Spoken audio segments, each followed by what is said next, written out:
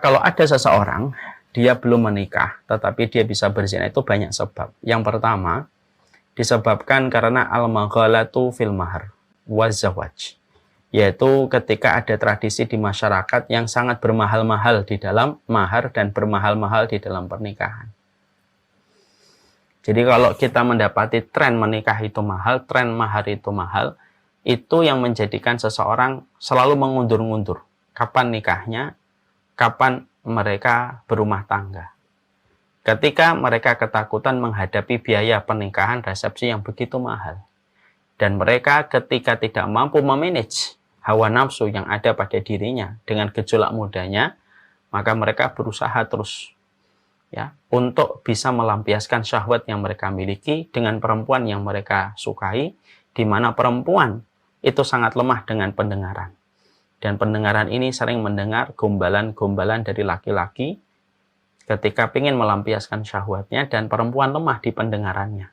Dan terjadilah perzinahan, dan perzinahan ketika kita selalu membiarkan tren pernikahan itu dengan biaya yang mahal dan mahar yang sangat mahal.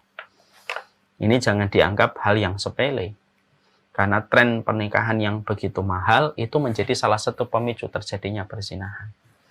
Makanya sampai orang-orang yang berzina itu, saya pernah berbicara ya dengan orang yang mungkin melakukan perzinahan, dia berkata, di lingkungan kami Ustadz, di circle kami, orang yang berzina itu sering berkata begini, ngapain kita kalau pingin makan sate melihara kambing?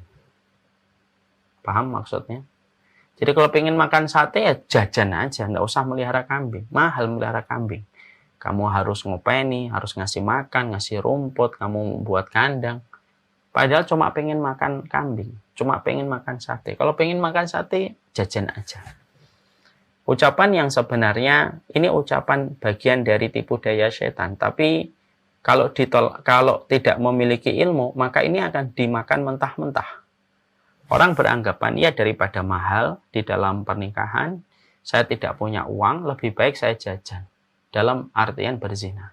500.000, 1 juta, 2 juta, saya bisa memilih yang saya mau. Dan terjadilah perzinahan. Makanya ini pula yang menjadikan kita harus mengerti fungsinya orang tua, hartanya itu menjaga anaknya dari perzinahan.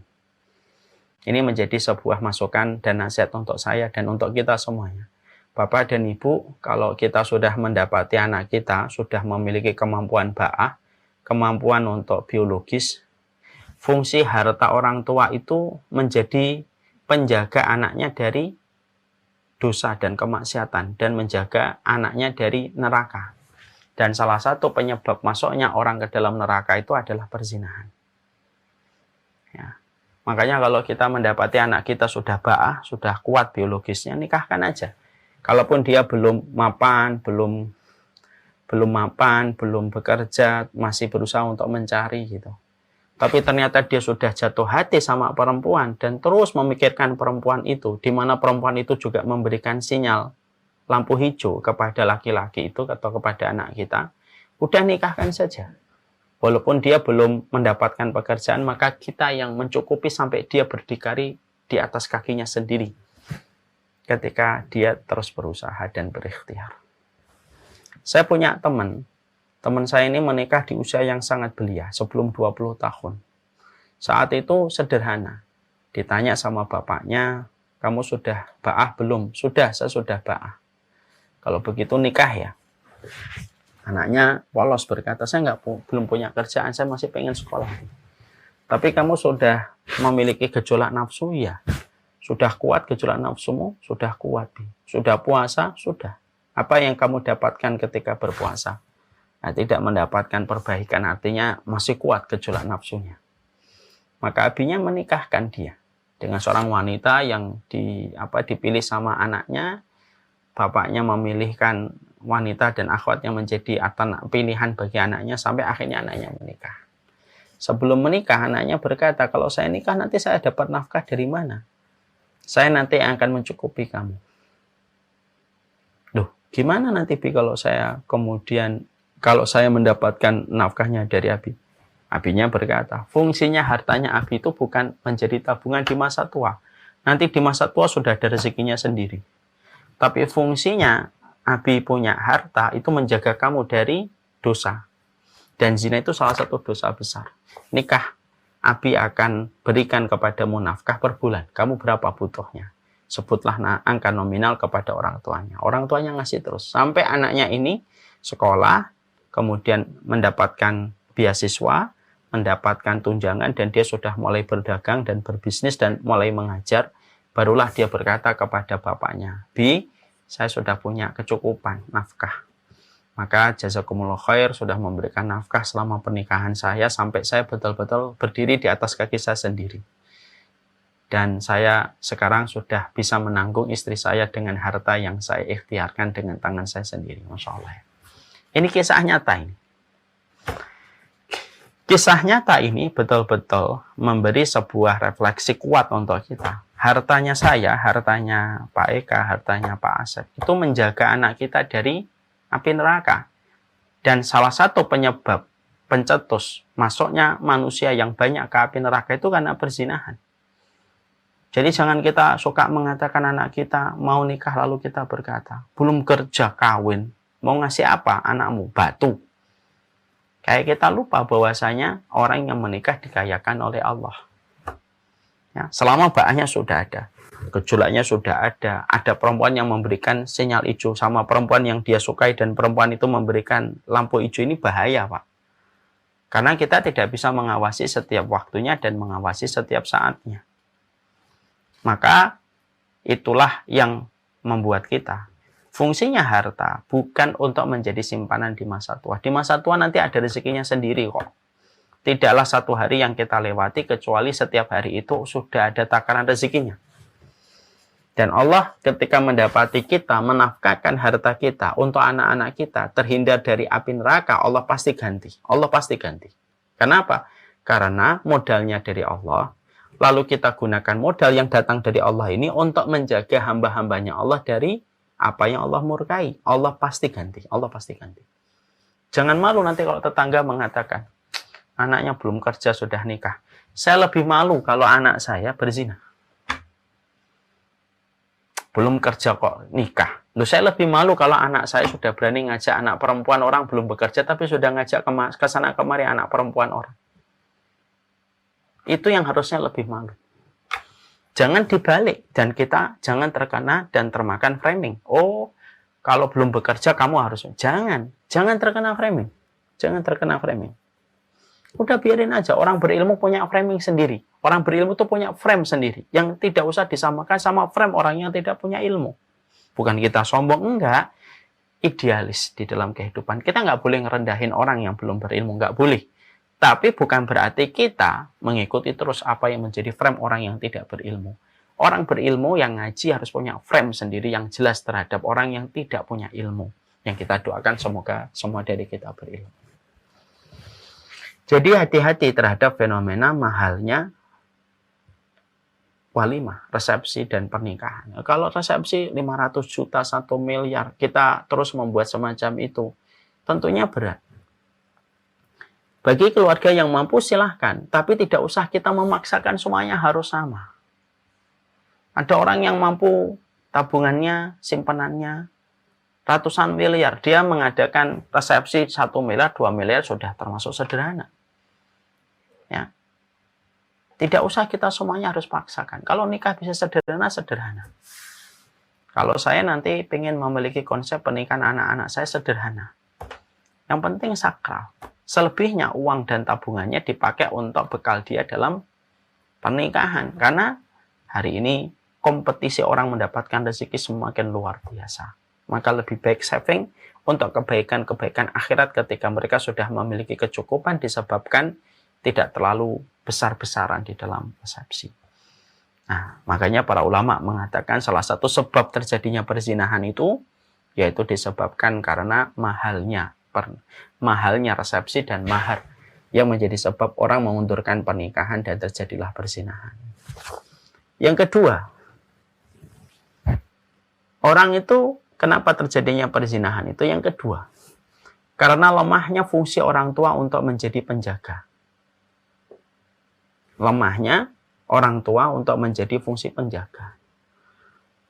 Maka itu yang kita relate dengan sebuah hadis bahwasanya salah satu di antara kriteria orang yang dibenci oleh Allah adalah orang tua yang menjadi dayus. Dayus itu apa? Alladzi yukirul khabisa fi ahlihi. Yang membiarkan kerusakan dan keburukan terjadi di antara keluarga di hadapannya. Banyak orang tua memiliki anak perempuan, memiliki anak laki-laki. Dia membiarkan anak perempuannya diajak sama laki-laki yang bukan mahram. Ya. Lalu berkata, nanti jam 9 pulang ya. Mungkin nggak Pak, kita akan menitipkan emas 100 kg sama manusia yang datang ke rumah kita baru sekali 2 kali, lalu kita titipkan uang 100 kg kepadanya.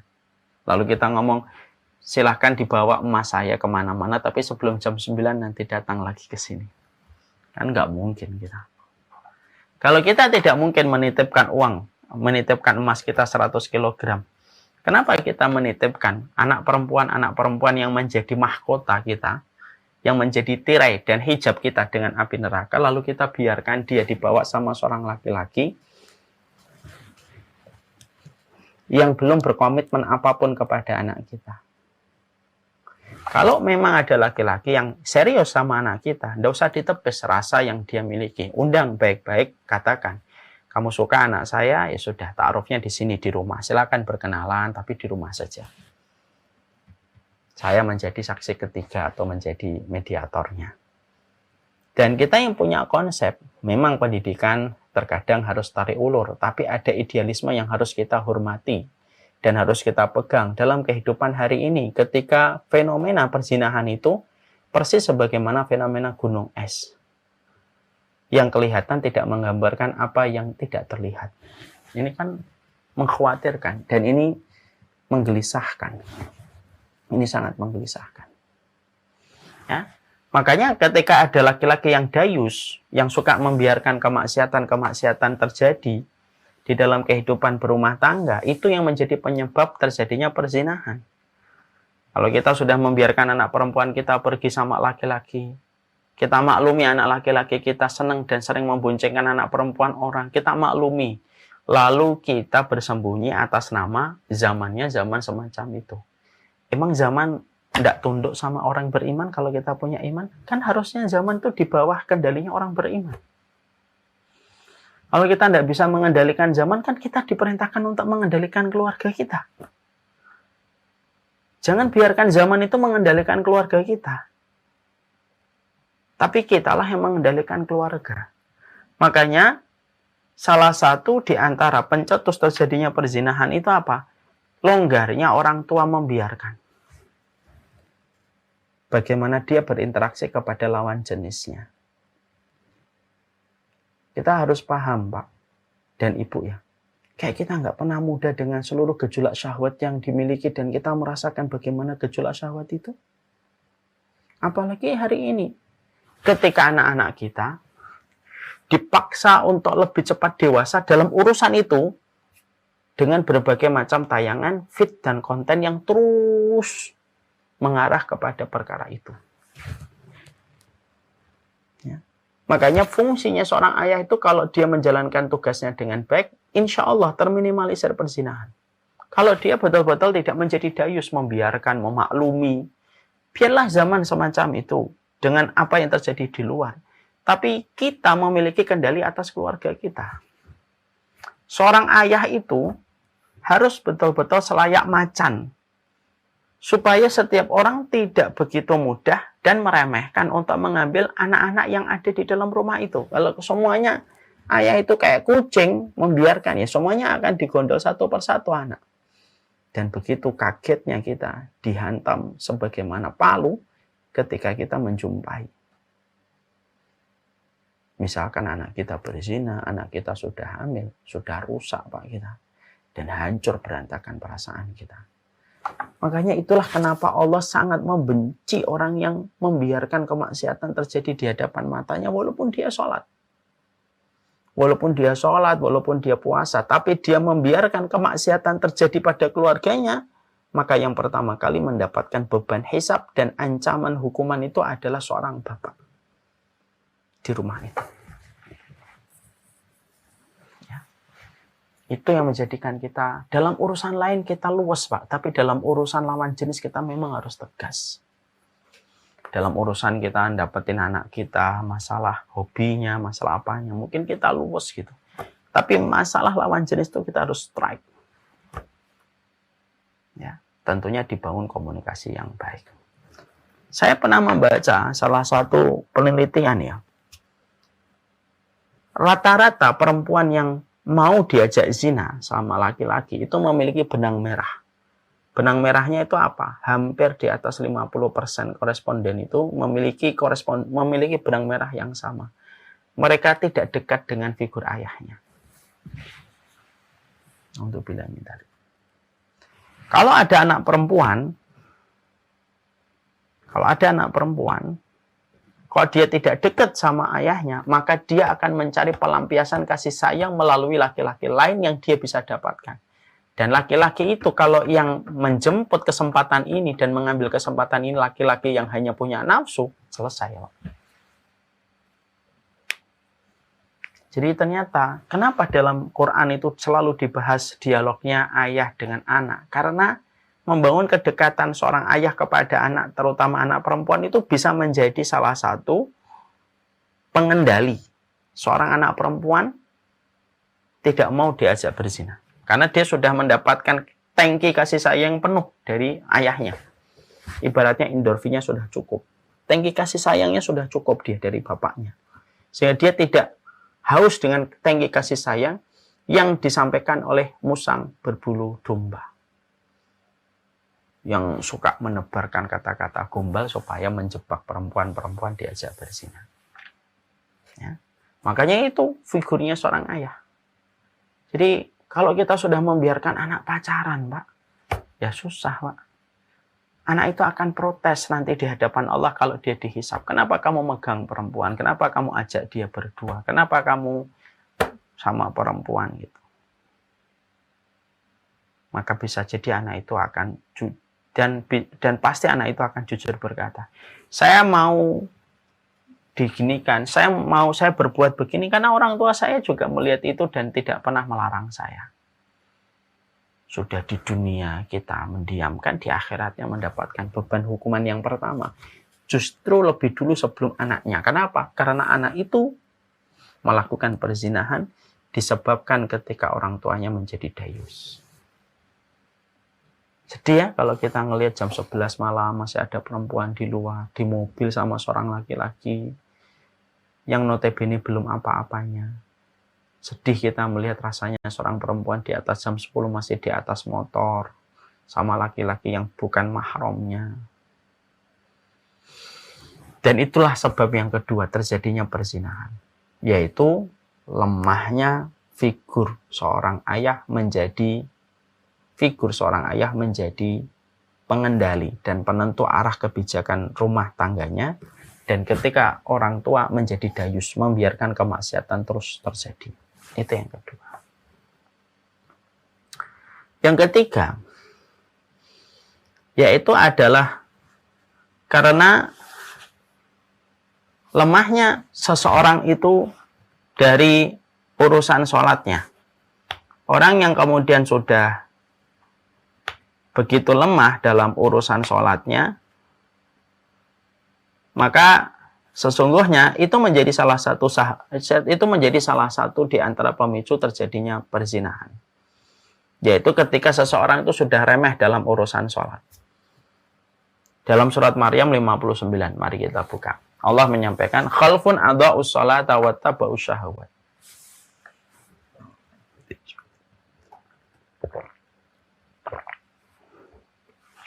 Ya.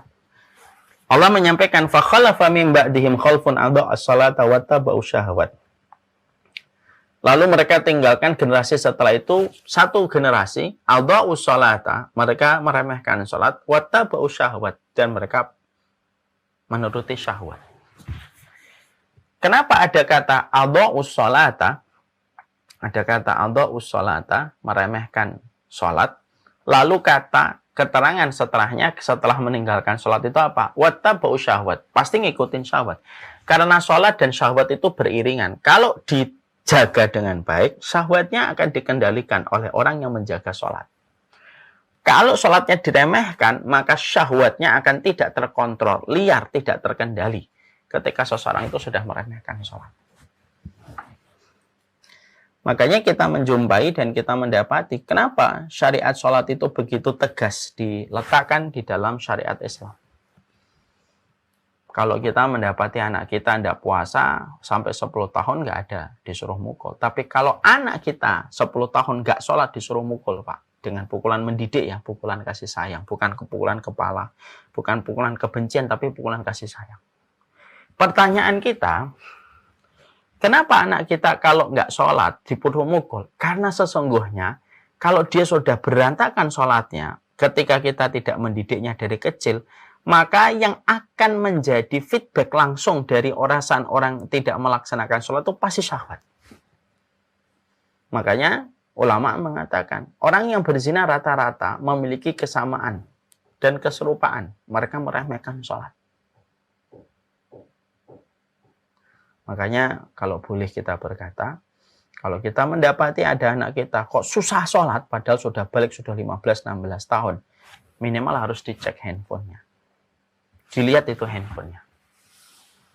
Kenapa? Karena Allah sudah menyampaikan sebuah peringatan. Di dalam surat Maryam 59. فَخَلَفَ مِنْ بَعْدِهِمْ خَلْفٌ أَضَاعُوا الصَّلَاةَ وَاتَّبَعُوا الشَّهَوَاتِ. Maka hati-hati terhadap satu generasi yang kamu tinggalkan. Yaitu أَضَاعُوا الصَّلَاةَ, meremehkan sholat, وَاتَّبَعُوا الشَّهَوَاتِ, dan ngikutin syahwat. Ya. Maka terjadilah kerusakan itu. Makanya yang ketiga, pemicu terjadinya perzinahan itu adalah karena kita menjumpai dan ketika kita mendapati orang sudah meremehkan urusan sholatnya karena tidak mendapatkan pendidikan yang kuat di keluarganya. Pendidikannya tidak kuat di dalam keluarga, meremehkan sholat, dan akhirnya terjadilah perzinahan. Ini berlaku umum, baik yang masih muda ataupun yang sudah tua. Kalau ada perilaku laki-laki tua hidung belang sampai berzina, maka dibalik terjadinya perzinahan itu karena urusan meremehkan sholat. Urusan meremehkan sholat. Yang tidak bisa orang yang sholih itu terus kemudian terjaga sholatnya, lalu dia mengikuti syahwat itu, kalau sholatnya benar tidak mungkin terjadi. Makanya ini yang menjadi sebuah instruksi langsung kepada kita. Jaga sholat kita, jaga sholat anak-anak kita. Di masjid. Anak aja itu bawa anak-anak, Pak. Ya. Ramainya masjid dengan suara anak itu jauh lebih baik daripada sepinya masjid dari anak-anak yang tidak pernah dibawa orang tuanya ke masjid. Tersenggolnya kita dalam sholat oleh anak-anak. Ketika anak-anak sudah dikasih tahu, tapi terkadang namanya anak-anak dunianya dunia bermain. Tersenggolnya kita dengan anak kita ketika sholat jauh lebih mulia daripada orang tua yang tidak pernah menempelkan kelingking kakinya dengan kelingking anaknya ketika di masjid. Artinya tidak pernah diajak sholat anaknya. Kelingking kaki orang tuanya tidak pernah nempel pada kelingking kaki anaknya. Itu musibah itu. Itu musibah. Nah, karena ketika ini sudah khalfun adha'us shalah, sudah diremehin sholatnya, wattabau syahwat, pasti ngikutin syahwat. Pasti ngikutin syahwat. Ya. Dan terjadilah apa yang terjadi ketika kita mendapati orang sudah tidak diperhatikan masalah urusan sholatnya. Dan itu harus kembali kepada keteladanan. Anak tidak mau ke masjid ya karena mungkin orang tuanya memang tidak pernah dan jarang sekali menginjakkan kakinya di masjid. Makanya pantas kalau para sahabat mengatakan idza ra'aita rajula fil masjid fashhad lahu bi anna lahul iman. Kalau kamu menyaksikan seorang laki-laki di masjid, maka saksikanlah dia punya iman. Kalau kita menyaksikan laki-laki nggak pernah di masjid, Pak, maka tidak bisa kita menyaksikan keimanan pada dirinya itu apa. Itu pada keberadaan laki-laki di masjid. Kalau dia terus terhubung dengan sholatnya, itu juga menjadi benteng untuknya dari perzinahan, dan menjadi benteng anak-anaknya dari kasus-kasus perzinahan. Zina itu merusak, dan hukuman zina itu terus mengintai, membayangi orang berzina, kecuali orang yang diberikan rahmat ketika tobatnya diterima oleh Allah. Itu yang ketiga. Yang keempat, terjadinya perzinahan bagi sebagian anak muda yang hari ini fenomena mereka sebagaimana fenomena gunung es, karena zina itu sekarang sudah mengalami berbagai macam fase hingga pada fase diterima oleh sebagian orang. Dari namanya tidak disebut dengan zina tapi hubungan pranikah, ML, dirubah namanya supaya tidak lagi mengandung kontroversi yang menjijikkan. Ya. Lalu masuknya film, lalu mengatakan nggak apa-apa hubungan selama atas dasar suka sama suka. Ya. Atas dasar narasi daripada nyakitin orang, yang penting tidak gangguin orang, terjadilah perzinahan. Maka ketika zina ini sudah menjadi sebuah fenomena dan Rasulullah sudah mengibaratkan dan mengisyaratkan akan datang satu waktu orang akan berusaha untuk menghalalkan perzinahan kembali, maka yang berikutnya, yang keempat, terjadinya perzinahan itu disebabkan lemahnya amar ma'ruf nahi mungkar, Pak, di satu masyarakat. Kalau di masyarakat sudah lemah nahi mungkarnya, membiarkan losmen, membiarkan hotel dimasuki oleh siapapun, kita menutup mata dan kita menganggap hal itu biasa-biasa aja, dan itu juga bukan urusan kita, maka itu memberikan surga bagi mereka yang menuhankan syahwat. Ya, karena mereka merasa ketika membawa seorang perempuan tidak akan ada yang mengganggunya. Ke hotel tanpa diminta surat pernikahan sudah masih kelihatan berat, masih ingusan gitu. Tapi diberikan akses kunci selama dia bayar. Uang 250.000, 500.000, 1 juta lebih menggiurkan daripada komitmen untuk menahan orang-orang ini dari perzinahan. Ya. Ketika lemah amar ma'ruf nahi mungkar, itu juga terjadinya subur perzinahan. Padahal kita pahamkan perzinahan, bagaimana dahsyatnya tadi kita mendapati kalau ada orang berzina tidak merasa bertaubat, maka seluruh yang ada di rumahnya saja akan mendapatkan ancaman laknat, sampai ketikus pun di dalam rumah itu pun akan mendapatkan laknat. Orang kalau sudah lemah di dalam amar ma'ruf nahi mungkar, lalu selalu kita menelan mentah-mentah sebuah kata-kata, ini adalah hak privasi orang, hak asasi orang, mau ngapain selama tidak gangguin orang. Kita termakan dengan kata-kata narasi itu, ya sudah, akhirnya itu surga bagi orang. Kalau mau berzina, dia bisa milih di tempat manapun. Akhirnya betul, kita menjumpai, sekarang zina tidak lagi di balik tembok, tapi sudah diperlihatkan atas nama seni, atas nama kebebasan. Bisa jadi orang berzina di tempat-tempat wisata, tanpa malu dia ciuman, tanpa malu dia melepaskan baju di hutan. Karena merasa bahwasanya tidak ada kontrol sosial untuk dirinya. Ketika kalaulah setiap manusia, mereka menyadari pentingnya amar ma'ruf nahi mungkar, mungkin orang yang berzina akan bingung. Mau zina di dalam rumah itu ada orang tua yang mereka tidak dayus, mereka ketat menjaga supaya anak-anak mereka itu tidak melakukan perbuatan yang dimurkai oleh Allah. Ketika dia mau pergi ke hotel, tidak bisa. Kalau semua orang itu sudah menyadari pentingnya amar ma'ruf nahi mungkar. Mau berzina di mana orang? Mau berzina di tengah aspal? Nggak bisa dia. Mau zina di tengah tol? Nggak bisa dia. Maka niatnya itu akan luruh itu. Niat itu akan luruh kalau dia tidak mendapati tempat yang kondusif untuk melakukan perzinahan.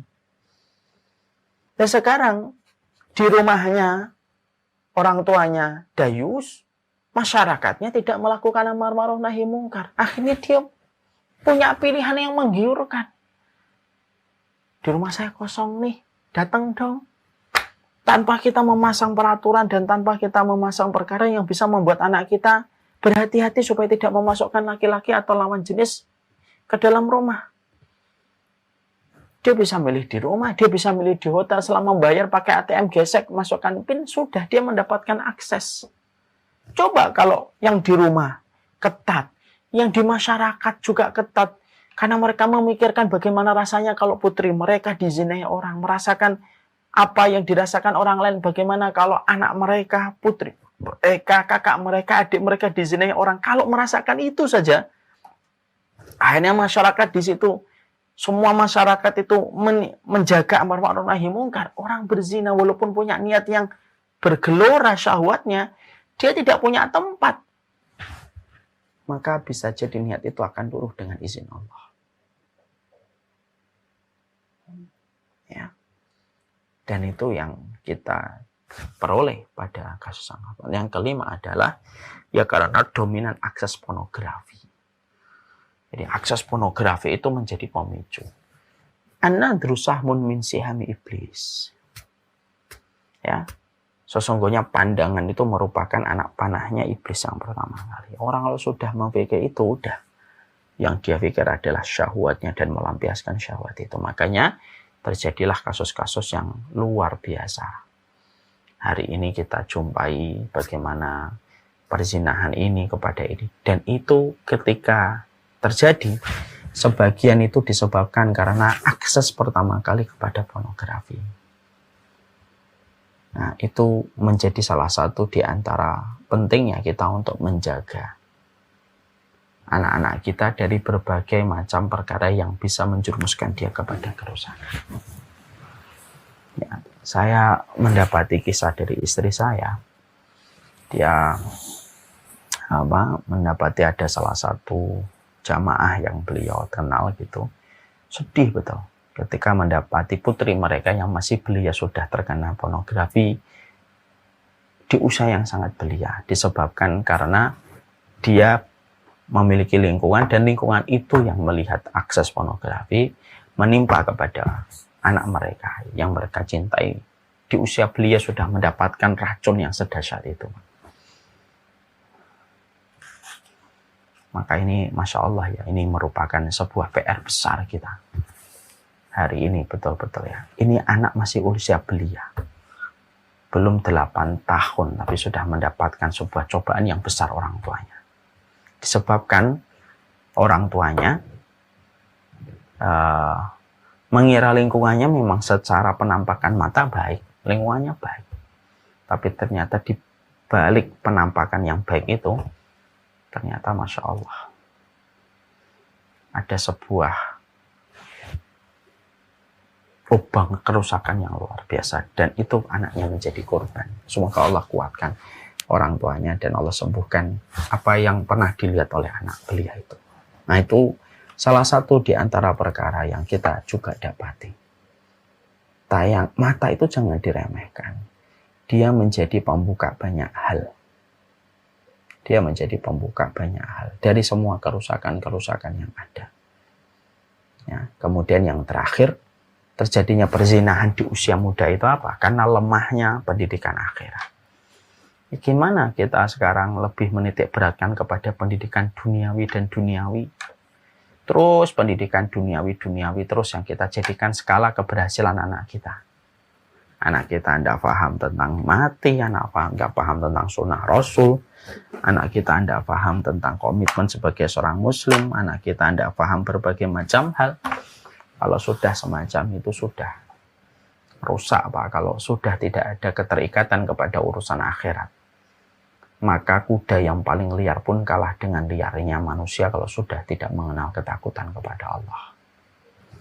Ini sebab-sebab terjadinya perzinahan di kalangan anak muda yang tidak bisa kita remehkan. Bapak dan Ibu bisa membayangkan ya, kalau anak seseorang sesudah berzina, kualitasnya apa lagi? Walaupun dia juara ini. Ya. Walaupun dia juara banyak, tapi kalau dia berzina, gak ada manfaatnya di sisi Allah. Kehebatan yang dibangun oleh peradaban iman itu adalah kualitas internal dan eksternal. Kualitas yang dibangun oleh peradaban kapitalis itu adalah kualitas eksternal, tidak peduli internalnya apa. Ente homo kayak ente gay kayak ente pezina kayak. Yang penting ente selesaikan hal ini maka kamu top dan kamu berkualitas. Itu peradaban yang dibangun oleh kapitalisme. Peradaban iman itu enggak, Pak. Peradaban iman itu eksternal dan internal. Anak kita juara matematika, olimpiade ini, Inggrisnya bagus, circle-nya bagus, zina, Pak. Udah nggak ada kualitasnya itu di hadapan Allah. Allah lepas sama orang berzina. Kecuali ketika mereka bertobat dan kembali kepada Allah. Itulah peradaban yang dibangun oleh keimanan. Peradaban yang menitik beratkan kepada kualitas internal.